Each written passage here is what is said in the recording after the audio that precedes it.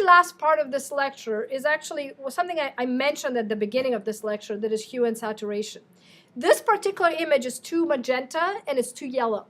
How do I modify that? I'm going to go into Image, Adjustment, Hue and Saturation.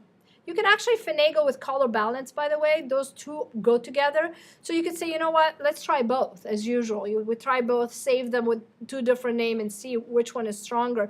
You can go in here and say, you know what, there's too much magenta. I'm going to try to take it off, making it greener. You guys, I don't know if you can see his cheeks getting a little bit greener, and there's a little bit too much yellow. So let me try to take off the yellow. So I'm going to actually, by the way, you can do it to the midtones. In my case, I needed to act on the midtones, guys, because the skin tones are the midtones. But you could have said, hey, I want to do the shadows or I want to do the highlight. I'm going to leave it to the midtones to keep it simple. I'm going to say, OK. I'm going to say File, Save As.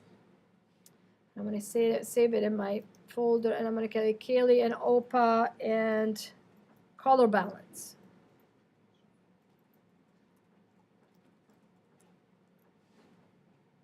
Okay, and let me now go and save it again. Oh, by the way, there is a levels that I did not notice I had already in there, a adjustment level. I'm going to go and open the prior one, and I'm going to do the same thing, but this time I'm going to use hue and saturation instead of the color balance.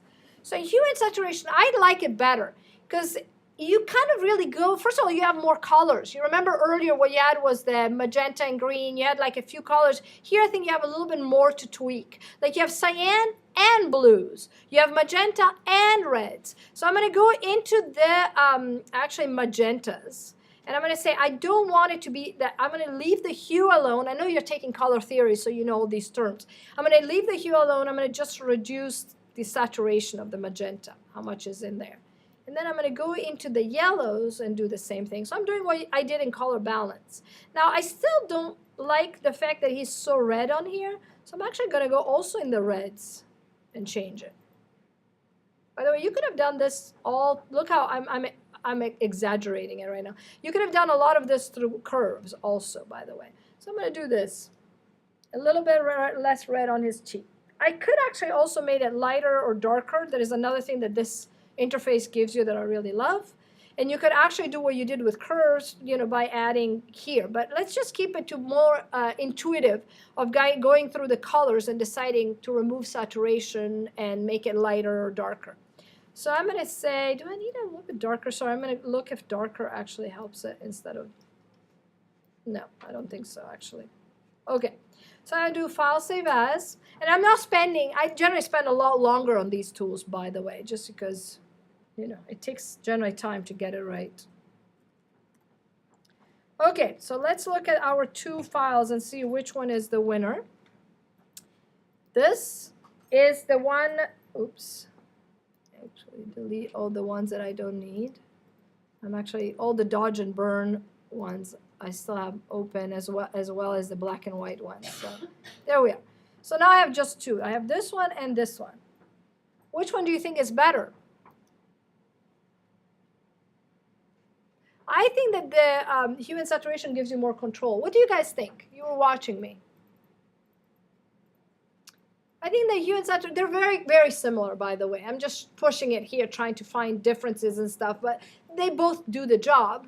I feel like one, to me, the hue and saturation has a little bit more control. Let's go in there and see if it's true. Because I oftentimes open all this stuff by like driving a car, by instinct. So this one allows you also to change midtone shadows and stuff, and it has 1, 2, 3. It has actually the same colors, just it doesn't have the ability to lighten or darken. It just makes you tweak the 3 different shadows, midtone, or highlights. The other one instead does allow you to lighten and darken. That's kind of maybe the main difference. Down here, you can change the lightness on each of the colors. So you have a little bit more control, just a little bit more control over each individual color. And remember, they're always preset, by the way. Let's try old style. That's the old style preset. You can also play with what Photoshop red boost. This image doesn't need a red boost. Oh, let's do a sepia.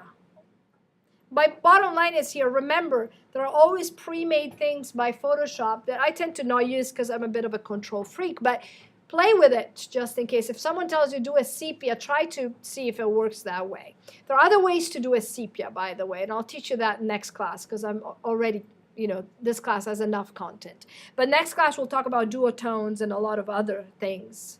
This color correction adventure is going to be a long one. All right, guys, I'm going to close the video and take questions.